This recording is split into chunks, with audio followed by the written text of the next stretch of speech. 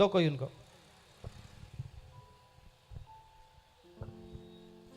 यदि तुम में कोई दुखी है तो वह प्रार्थना करे, यदि आनंदित है तो वह स्तुति के भजन गाए। यदि तुम में कोई रोगी है तो कलीसिया के प्राचीनों को बुलाए और वह प्रभु के नाम से उस पर तेल मलकर उसके लिए प्रार्थना करें। और विश्वास की प्रार्थना के द्वारा रोगी बच जाएगा और प्रभु उसको उठाकर खड़ा करेगा। और यदि उसने पाप भी किए हों और तो उनकी भी क्षमा हो जाएगी। इसलिए तुम आपस में एक दूसरे के सामने अपने अपने पापों को मान लो और एक दूसरे के लिए प्रार्थना करो जिससे चंगे हो जाओ। धर्मी जन की प्रार्थना के प्रभाव से बहुत कुछ हो सकता है। एलिया भी तो हमारे समान दुख सुख भोगी मनुष्य था और उसने गिड़गिड़ाकर प्रार्थना की कि मैं ना बरसे, और 3.5 वर्ष तक भूमि पर मैं नहीं बरसा। फिर उसने प्रार्थना की जो आकाश से वर्षा हुई और भूमि फलवंत हुई।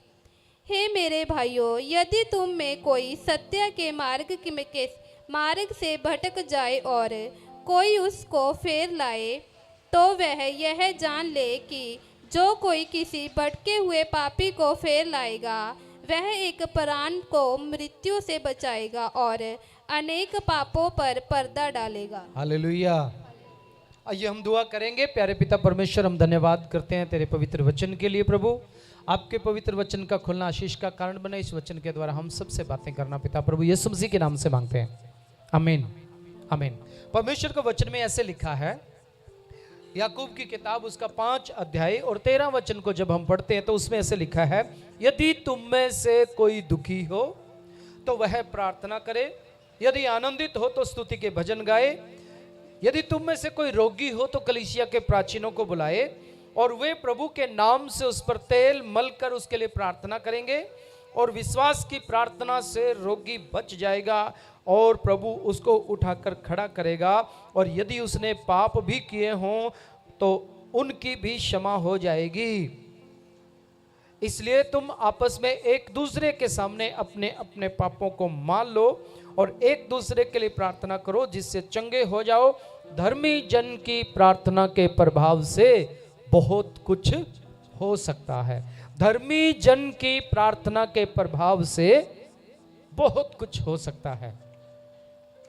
धर्मी जन की प्रार्थना तो बहुत सारे लोग करते हैं, बहुत सारे लोग प्रार्थना करते ही रहते हैं, है ना। लेकिन प्रार्थना जो परमेश्वर तक पहुंचती है वो कौन सी प्रार्थना है? वो है धर्मी जन की प्रार्थना। धर्मी जन की प्रार्थना के प्रभाव से बहुत कुछ बदल जाता है, बहुत कुछ हो जाता है। इसलिए प्रार्थना करना मसीह जीवन का एक महत्वपूर्ण अंग है। यदि आप चाहते हैं परमेश्वर आपके जीवन में काम करे, यदि आप चाहते हैं परमेश्वर आपको बरकत दे, यदि आप चाहते हैं परमेश्वर आपको संभाल कर चलाए, यदि आप चाहते हैं आपके जीवन में बड़े बड़े चमत्कार हो, तो उसका एक ही कारण होगा, वो होगा आपके द्वारा की हुई प्रार्थना। आपके द्वारा की हुई प्रार्थना। बहुत सारे लोग प्रार्थना नहीं करते, दूसरों से प्रार्थना करवाते हैं और प्रभु से बड़ी बड़ी चीजों की उम्मीद करते हैं और प्रभु से कहते हैं प्रभु ऐसा भी कर दे, वैसा भी कर दे, वैसा भी कर दे, और दुआ में लोगों को लगाते हैं, प्रेयर रिक्वेस्ट भेजते हैं, ऐसे करते हैं, वैसे करते हैं, खुद प्रार्थना नहीं करते। इसलिए उनके जीवन में ज्यादा प्रभाव नहीं पड़ता। आपके घुटनों पे बैठ के की हुई दुआएं स्वर्ग तक पहुंचती है, स्वर्ग का सिंहासन तक पहुंचती हैं और परमेश्वर उनका हाँ और आमीन में उत्तर देता है। हालेलुया। किसी ने सच कहा है, तुम्हें ज्यादा बड़े बात लेनी है तो ज्यादा प्रार्थना करो, छोटी ताकत लेनी है तो छोटी प्रार्थना, कम ताकत कम प्रार्थना, ज्यादा प्रार्थना ज्यादा ताकत, कम प्रार्थना कम ताकत, ज्यादा प्रार्थना ज्यादा ताकत। यदि आपको ताकतवर बनना है, यदि आपको सामर्थ्य बनना है, आप चाहते हैं कि परमेश्वर आपके जीवन में काम करे, तो आपके लिए यह जरूरी है कि आप प्रार्थना करें। और धर्मी जन की प्रार्थना के प्रभाव से परमेश्वर बहुत कुछ कर देता है। धर्मी जन की प्रार्थना के प्रभाव से बहुत कुछ बदल जाता है। हालेलुया। इसलिए मसीह जीवन में प्रार्थना करना, परमेश्वर के वचन को पढ़ पढ़ के प्रार्थना करना, परमेश्वर के वचन को ले ले के प्रार्थना करना, परमेश्वर के वायदों में खड़े होकर प्रार्थना करना बहुत बड़ी ताकत जनरेट कर देती है आपके अंदर। हालेलुया। बहुत सारे लोग कहते हैं जी हमसे तो प्रार्थना होती नहीं है, हमसे तो प्रार्थना की नहीं जाती, हमें तो प्रार्थना नहीं करनी आती, हम तो प्रार्थना कर नहीं सकते। प्रार्थना करते हैं क्या दिक्कत होती है? उबासियां बहुत आ जाती हैं। प्रार्थना करते हैं नींद आ जाती है। प्रार्थना करते हैं शरीर में दर्द होने लग जाता है। भाई आपकी प्रार्थना सही है अगर आपके साथ ये होता है, अगर आपके शरीर में दर्द होता है तो आप सही जा रहे हैं प्रार्थना करने के लिए, क्योंकि शैतान नहीं चाहता आप प्रार्थना करें। शैतान के बंधन टूट जाएंगे जब आप प्रार्थना करेंगे। शैतान कोशिश करेगा आपको रोकने के लिए। इसका मतलब यह है कि या आप सही युद्ध के मैदान में हो, आप सही युद्ध के मैदान में हो, आप प्रार्थना कर रहे हो, सामने से आपका दुश्मन भी आपके ऊपर अटैक कर रहा है, पर जीत आपकी होगी। आप डटे रहिए, खड़े रहिए, अड़े रहिए, जीत आपकी होगी वहां पे। हालेलुया। कुछ लोग पीछे हट जाते हैं, डर जाते हैं, नहीं शरीर में ज्यादा दर्द हो गया, होने दो दर्द, कोई प्रॉब्लम नहीं है, क्योंकि ये दर्द आज ही खत्म हो जाएगा जब आप अड़े रहेंगे, जब आप खड़े रहेंगे तो, है ना। कुछ लोग प्रार्थना करते हैं, बोलते हैं ज्यादा काम खराब हो गया, होने दो भाई, होने दो, ये खत्म होने वाला है अभी, ये अभी बंद होने वाला है, क्योंकि तुम्हारी प्रार्थना में ताकत है। इसलिए शैतान को जलन हो रही है, इसलिए दर्द को परेशानी हो रही है, शैतान को परेशानी हो रही है। क्यों? क्योंकि उसे पता है अगर ये ऐसे प्रार्थना करता रहा और मैंने इसको कुछ नहीं किया तो ये मेरे बंधन को तोड़ देगा, ये तो आजाद हो जाएगा, फिर मैं कहां जाऊंगा। इसलिए वो पूरा जोर लगाएगा आपको परेशान करने के लिए। पर आपने हारना नहीं है, आपने आगे बढ़ना है। क्यों? क्योंकि आपकी प्रार्थना के प्रभाव से बहुत कुछ बदलने वाला है। हालेलुया। इसलिए निरंतर प्रार्थना में लगे रहो, निरंतर प्रार्थना में लगे रहो। जागते, उठते, बैठते, लेटते, सोते, चलते फिरते समय, काम करते समय प्रार्थना में लगे रहो। प्रार्थना आपके जीवन का महत्वपूर्ण अंग है, ये समझ लीजिए। अगर आपको सांस लेना है इस तो भी प्रार्थना करना जरूरी है। आप खाना खाते हैं उतना ही महत्वपूर्ण आपके लिए प्रार्थना है। आप जिंदगी जीते हैं उतना ही महत्वपूर्ण आपके लिए प्रार्थना करना है। क्यों? क्योंकि आपकी प्रार्थना परमेश्वर तक पहुंचती है, आपकी प्रार्थना परमेश्वर तक पहुंचती है। बाइबल में ऐसा बहुत सारे लोगों के बारे में लिखा है जिन्होंने प्रार्थना किया और परमेश्वर ने बदल दिया। हालेलुया। जिन्होंने प्रार्थना किया और परमेश्वर ने बदल दिया। गिड़गिड़ा के प्रार्थना किया। देखिए, परमेश्वर को यदि कुछ काम करना है, परमेश्वर को कुछ योजना बनानी है, परमेश्वर के इरादे को कोई बदल नहीं सकता, परमेश्वर के काम को कोई बदल नहीं सकता। परमेश्वर जो करने के लिए ठान ले उसे कोई बदल नहीं सकता, क्योंकि वो सर्वशक्तिमान परमेश्वर है। मनुष्य की कोई औकात नहीं है उसके सामने। लेकिन धर्मी जन जब प्रार्थना करता है तो परमेश्वर अपना इरादा बदल देता है। हालेलुया। मूसा को परमेश्वर ने कहा, जब परमेश्वर पहाड़ पर था, परमेश्वर से बातें कर रहा था, तो नीचे लोगों ने एक सांप बनाया, सोने का बछड़ा बनाया, एक सांप नहीं सोने का बछड़ा बनाया, और सोने का बछड़ा बना के उसकी आराधना करना शुरू किया, उसको बलिदान चढ़ाया और बोलने लगे तू वो देवता है, तू हमारा परमेश्वर है जो हमें वहां से निकाल कर लेकर आया, तू हमारा परमेश्वर। उसको दंडवत करने लगे। परमेश्वर को क्रोध आया। परमेश्वर ने मूसा से कहा नीचे चला जा। उन लोगों ने, उनके मन बिगड़ गया, उन्होंने एक मूर्ति बना ली है, एक बछड़ा बना लिया है सोने से, और वो उसकी आराधना करने लगे। इसलिए मैं उन लोगों को नाश करने वाला हूं, पर मैं तुझे बचा के रखूंगा, क्योंकि तू मेरे चरणों में रहा। मैं तुझे बचा के रखूंगा, लेकिन मैं इनको नाश कर दूंगा। मूसा रोया, गिड़गिड़ाया, प्रार्थना की। है परमेश्वर का वचन में लिखा है, मूसा ने प्रार्थना की, परमेश्वर ने अपना इरादा बदल दिया। परमेश्वर अपनी प्रजा की हानि करने से बचाया। मूसा कहने लगा, परमेश्वर तू वहां से निकाल के लाया, लोग क्या बोलेंगे? लोग बोलेंगे इनका परमेश्वर इनको वहां जंगल बियाबान में मरवाने के लिए लेकर गया, इनको सर्वनाश करने के लिए लेकर गया। परमेश्वर प्रजा में दूसरे लोग, दूसरे कौम के लोग हमारे ऊपर हंसेंगे, हमारी नामधराई हो जाएगी। परमेश्वर तो ऐसा मत कर। और परमेश्वर ने कहा, मूसा ठीक है, अब मैं इनको नहीं मारूंगा। परमेश्वर जो इरादा कर लेता है उसे कोई बदल नहीं सकता। लेकिन धर्मी जन जब गिड़गिड़ा के प्रार्थना करता है, हालातों को बदल देता है। धर्मी जन जब गिड़गिड़ा के प्रार्थना करता है, परमेश्वर हालात बदल देता है। यीशु मसीह एक बार जा रहे थे, एक अंधा चिल्लाने लगा, अंधा जोर जोर से पुकारने लगा, और लोग उसे डांटने लगे कि तू भिखारी है, भीख मांगता रहो, आज तुझे भीख मिल सकती है। इतने सारे लोग यीशु मसीह के पीछे हैं, लेकिन वो चिल्लाता रहा, जोर जोर से चिल्लाता रहा और बोलता रहा, हे दाऊद की संतान, मुझ पे दया कर, मुझ पे दया कर, मुझ पे दया कर। वो इतना चिल्लाया, इतना रोने लगा, इतनी दुआ उसने की, यीशु मसीह रुक गया। यीशु मसीह ठहर गया और पीछे मुड़ के देखा और कहा कि इसको बुलाओ। हालेलुया। और चेलों ने उसे बुलाया, जल्दी से आजा। वो अपना कपड़ा, भीख मांगने वाला सारा सामान एकदम से उसने फेंक दिया, एकदम से यीशु के पास चलकर आ गया। प्रभु ने पूछा मैं क्या करूं तेरे लिए? उसने बोला प्रभु इतना कर दे कि मैं देखने लगूं। जा तू देखने लग। और यीशु ने इतना बोला, वो अंधा देखने लग गया। Hallelujah, hallelujah. जन्म का अंधा जो देख नहीं सकता था, गिड़गिड़ा के प्रार्थना किया, यीशु मसीह रुक गया, यीशु मसीह ठहर गया, उसे बुलाया और उसको चंगा कर दिया। हालेलुया। जब आप गिड़गिड़ा के प्रार्थना करते हैं, जब आप रो रो के प्रार्थना करते हैं, जब आप घुटने टेकते हैं परमेश्वर के सामने, परमेश्वर अपने इरादे को बदल देता है। एक बार राजा दाऊद ने अपने लोगों की गिनती करवाना शुरू किया, और जब लोगों की गिनती करवाया तो परमेश्वर का क्रोध उस पे आ गया कि तू कौन होता है मेरी प्रजा की गिनती करने वाला। और तभी एक नबी जिसका नाम गाद था, गाद नबी राजा दाऊद के पास पहुंचा और राजा दाऊद को बोला कि देख तूने ये पाप किया है, तूने परमेश्वर के लोगों की गिनती की है, इसलिए अब 3 बातें मैं तुझे बताऊंगा, 3 विपत्तियां तेरे ऊपर आएंगी, तीनों में से कौन सी तुझे चुननी है वो तू मुझे बता दे। एक तो ये होगा कि तेरे देश में अकाल पड़ जाएगा 7 साल का, तुझे अकाल चाहिए, या दूसरा ऑप्शन तेरे लिए ये है कि 3 महीने तक तेरे दुश्मन तेरे पीछे पीछे फिरेंगे और तुझे मारने की कोशिश करेंगे, तू भागता फिरेगा, ये या 3 दिन तक तेरे देश में मरी फैले। अब तू चुन ले कौन सा चाहिए। दाऊद रोने लगा, प्रार्थना करने लगा और गिड़गिड़ाने लगा और कहने लगा अब मैं अकाल में लोगों को क्यों मरवाऊं, और मैं दूसरे लोगों के हाथ में क्यों पड़ूं, इसलिए ऐसा हो कि 3 दिन की विपत्ति ही मेरे ऊपर आ जाए। और 3 दिन तक मरी फैलती रही, महामारी फैलती रही, 3 दिन तक लोग मरते रहे।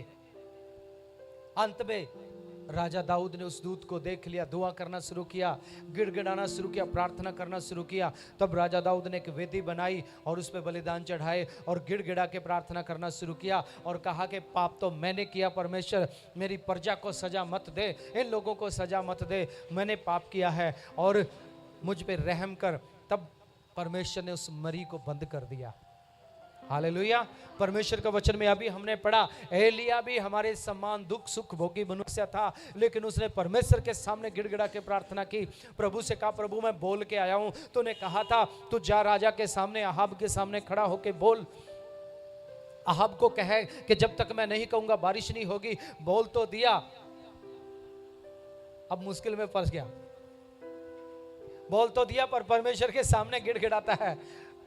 प्रभु कहता तू चिंता मत कर, मैंने तेरे खाने के लिए भी प्रबंध किया हुआ है, तो चिंता मत कर, मैंने तेरे पीने के लिए भी प्रबंध किया हुआ है। अकाल पड़ा कुछ नहीं, लोग भूखे मरने लगे, लेकिन परमेश्वर ने उसको बचा के रखा। परमेश्वर ने उसको बचा के रखा। क्यों बचा के रखा? अहाब चाहता तो कभी भी मार सकता था उसे, इजेबेल चाहती थी, इजेबेल यहोवा के नबियों को मरवाने वाली रानी थी, अहाब राजा की रानी थी वो, और वो चाहती तो उसे मरवा सकती थी, लेकिन उनको पता था कि ये परमेश्वर के सामने बैठने वाला मनुष्य है, प्रभु की उपस्थिति में खड़ा होने वाला है। उसने आकर कहा था उस ईश्वर की शब्द जिसके सामने मैं दिन रात खड़ा रहता हूं, जब तक मैं कहूंगा नहीं तेरे देश में बारिश नहीं होगी, ओस भी नहीं पड़ेगी, एक बूंद के लिए भी तुम तरस जाओगे। हालेलुया। इजेबेल चाहती तो उसे मरवा सकती थी, इजेबेल चाहती थी तो उसे मरवा सकती थी, लेकिन अहाब को पता था कि ये परमेश्वर के सामने खड़ा होने वाला व्यक्ति है, ये मरवा दिया तो फिर कौन बोलेगा कि बारिश हो, और फिर कभी बारिश नहीं होगी, हमेशा के लिए अकाल पड़ जाएगा। इतना डर गए थे वो लोग। हालेलुया। 3.5 साल बाद उसने बोला मैं एक हाथ के जैसे बादल को देख रहा हूं और वो वर्षा होने वाली है, और 3.5 साल के बाद उसने बोला कि बारिश होगी, तो फिर बारिश होना शुरू हुआ। हालेलुया। परमेश्वर का वचन कहता है वो भी तो हमारे समान दुख सुख भोगने वाला मनुष्य था, लेकिन उसने गिड़गिड़ा के प्रार्थना किया और परमेश्वर ने आसमान को बंद कर दिया। हालेलुया। मेरे भाई बहन, आपकी प्रार्थना में ताकत है, आपकी प्रार्थना में सामर्थ है, आपकी प्रार्थना स्वर्ग के झरोखे खोल भी सकती है और आपकी प्रार्थना स्वर्ग को बंद भी कर सकती है, आसमान को बंद भी कर सकती है आपकी प्रार्थना, और आसमान को खोल भी सकती है। आपकी प्रार्थना में कमजोर नहीं है आप। कोई ये ना सोचे कि मेरी प्रार्थना परमेश्वर तक नहीं पहुंचती। जब आप शक करते हैं प्रार्थना में, आपने प्रार्थना तो कर दिया। यीशु मसीह ने कहा यदि कोई प्रार्थना करे मुझसे मांगे तो ये विश्वास करने के लिए उसके लिए हो गया, उसके लिए हो जाएगा। तो कभी कभी कुछ लोग शक करने लग जाते हैं, मैंने प्रार्थना तो कर दी, पता नहीं होगा कि नहीं होगा। धर्मी जन शक नहीं करता, धर्मी जन विश्वास के साथ प्रार्थना करता है। धर्मी जन को पता होता है कि मेरा परमेश्वर मेरी बातों को सुन रहा है, मेरा परमेश्वर मेरे गिड़गिड़ाने को सुनता है, मेरा परमेश्वर मुझे जानता है। और जब वो गिड़गिड़ा के प्रार्थना करना शुरू करता है तो परमेश्वर उसका प्रतिफल उसके जीवन में करना शुरू कर देता है। Hallelujah, hallelujah. इसलिए धर्मी जन की प्रार्थना के प्रभाव से बहुत कुछ हो सकता है। यहोशुआ की किताब उसका 10 अध्याय 12 और 13 वचन को जब हम पढ़ते हैं, यहोशुआ की किताब 10 अध्याय 12 और 13 वचन में यहोशुआ ने अपने हाथों को उठाया, प्रार्थना करने लगा। मिल गया तो जल्दी पढ़िए। यहोशुआ की किताब 10 अध्याय 12 और 13 वचन पढ़िए, पढ़िए, पढ़िए, जल्दी पढ़िए। क्या लिखा है? माइक है नहीं है, कोई बात नहीं, पढ़िए, ऊंचा पढ़िए।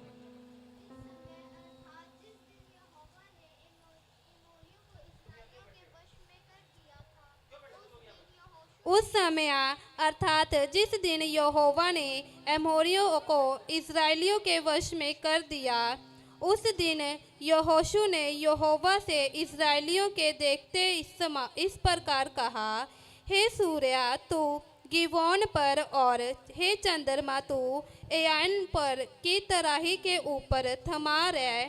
और सूर्य उस समय तक थमा रहा और चंद्रमा उस समय तक ठहरा रहा। Hallelujah, hallelujah. यहोशू ने प्रार्थना किया कि हे सूरज तू भी ठहरा रह और हे चंद्रमा तू भी ठहरा रह। हालेलुया। और जब तक यहोशू ने अपने हाथ नीचे नहीं किए तब तक सूरज खड़ा रहा। हालेलुया। दिन छिपने वाला था, शाम ढलने वाली थी, लेकिन उस समय तक जब तक यहोशू ने कहा तब तक ना तो सूरज हिला ना चंद्रमा हिला। हालेलुया। आपकी प्रार्थना सूरज और चंद्रमा को भी रोक सकती है अपनी जगह में। हालेलुया।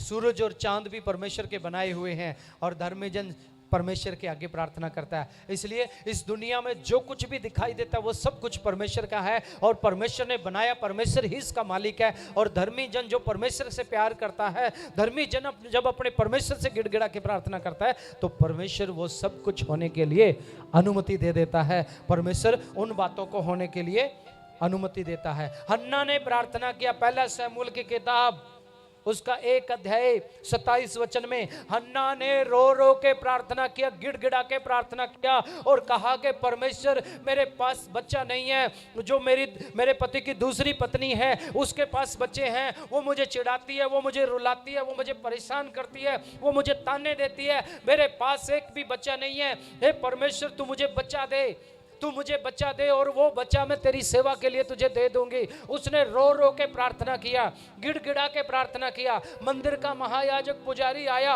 और बोलने लगा तूने कौन सी दारू पी आज जो तू बड़बड़ा रही है? उसने बोला हे मेरे प्रभु मैंने कोई दारू नहीं पी, मैं तो अपने दिल का दर्द, दिल का दुख अपने परमेश्वर के सामने बोल रही हूँ। मेरे पास बच्चा नहीं है, मैं चाहती हूँ मुझे संतान हो। और परमेश्वर के दास ने कहा यहोवा तेरी प्रार्थना को सुनेगा और तुझे उत्तर देगा। और परमेश्वर ने उसे ऐसा बेटा दिया जो नबी कहलाया, जो न्यायी कहलाया, जो परमेश्वर का दास कहलाया, शमूएल जिसका नाम रखा गया। Hallelujah, hallelujah. हन्ना ने रो रो के प्रार्थना किया, परमेश्वर ने उसको बेटे की आशीष दी।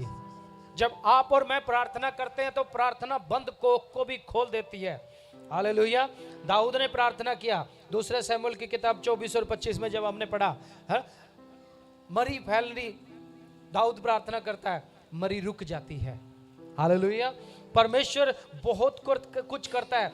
यह जॉन की किताब, पहले यूहन्ना की किताब उसका 11 अध्याय 41 वचन को जब हम पढ़ना शुरू करते हैं तो वहां पे लाजर के बारे में हम लोग पढ़ते हैं।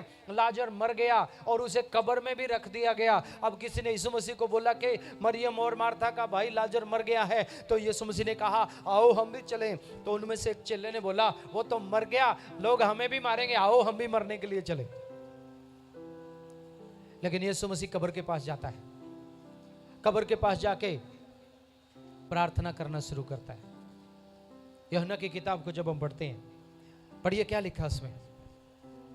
हालेलुया। यूहन्ना की किताब में ऐसे लिखा है, 11 अध्याय 41 से 44 वचन तक, यीशु मसीह ने पुकार के कहा, तब हे उन्होंने परमेश्वर। हाँ बोलिए, पढ़िए पढ़िए। तब उन्होंने उस पत्थर को हटाया। यीशु ने आंखें उठाकर कहा, हे पिता, मैं तेरा धन्यवाद करता हूँ कि तूने मेरी सुन ली है। हाँ, क्या कहता है प्रभु यीशु मसीह के, हे पिता, मैं तेरा धन्यवाद करता हूँ कि तूने मेरी सुन ली है। मैं जानता था कि तू सदा मेरी सुनता है, मैं जानता था कि सदा तू मेरी सुनता है, परंतु जो भीड़ आसपास खड़ी है, परंतु ये जो भीड़ आसपास में खड़ी है कब्र के पास, उनके कारण मैंने यह कहा, उनके कारण मैंने ये कहा है, जिससे कि वे विश्वास करें कि तूने मुझे भेजा है। हालेलुया। जिससे ये विश्वास कर ले, ये भीड़ विश्वास कर ले कि तूने मुझे भेजा है। लाजर मर गया, 4 दिन हो गए मरे हुए को, उसके ऊपर पट्टियां बांधी हुई हैं, कब्र में रखा गया उसे, क्योंकि यहूदी जब किसी मुर्दे को कब्र में रखते हैं उसे कपड़े में लपेट के रखते हैं, कपड़े में लपेटा हुआ कब्र के अंदर रखा है।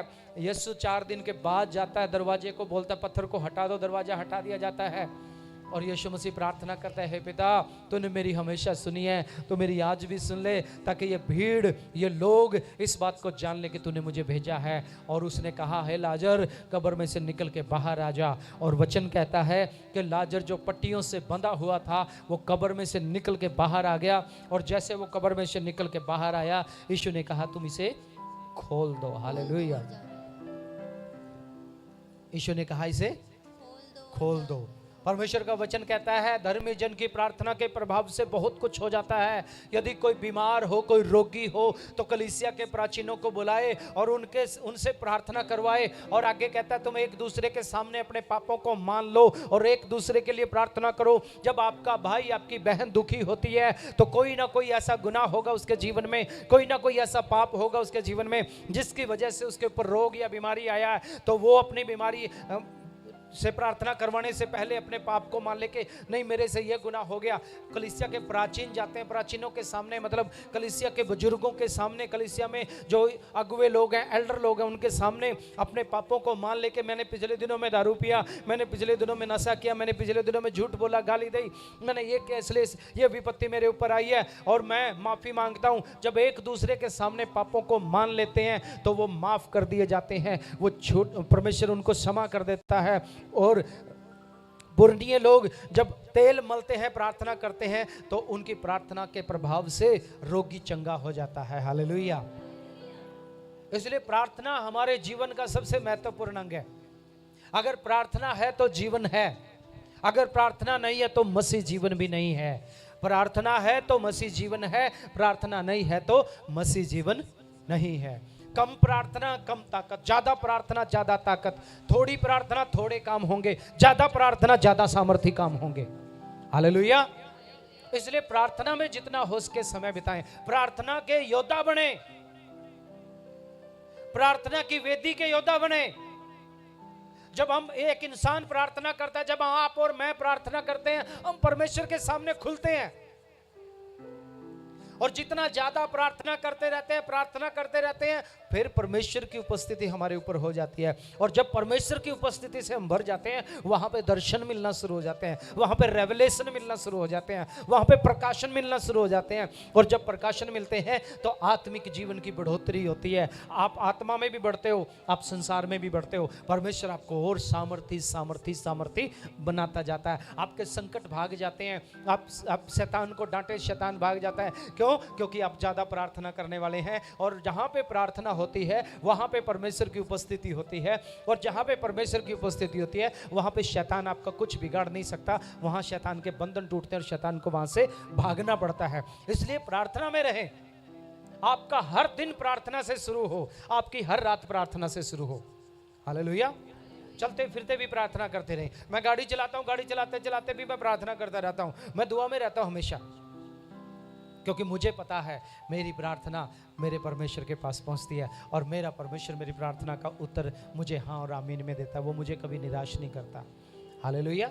इसलिए प्रार्थना का जीवन बनाना शुरू करें। अपने बाल बच्चों को भी प्रार्थना में बिठाना शुरू करें। आप खुद भी प्रार्थना में बैठें। अपने पति के लिए, पत्नी के लिए, अपने भाई बहनों के लिए, पड़ोसियों के लिए, अपने रिश्तेदारों के लिए भी प्रार्थना करें, और आपकी प्रार्थना के प्रभाव से बहुत कुछ बदल जाएगा। हालेलुया, हालेलुया, बोले हालेलुया। आपकी प्रार्थना के प्रभाव से बहुत कुछ बदलने वाला है। आज बहुत कुछ बदलाव आने वाला है आपकी प्रार्थना के प्रभाव से।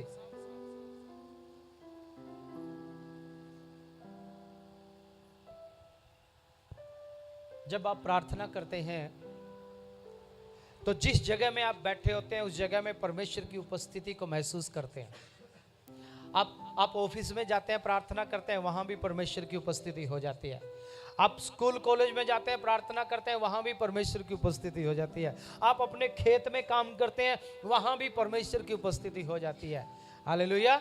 और जब परमेश्वर की उपस्थिति में आप चलने वाले हो जाते हैं तो आपके रास्ते को कोई रोक नहीं सकता।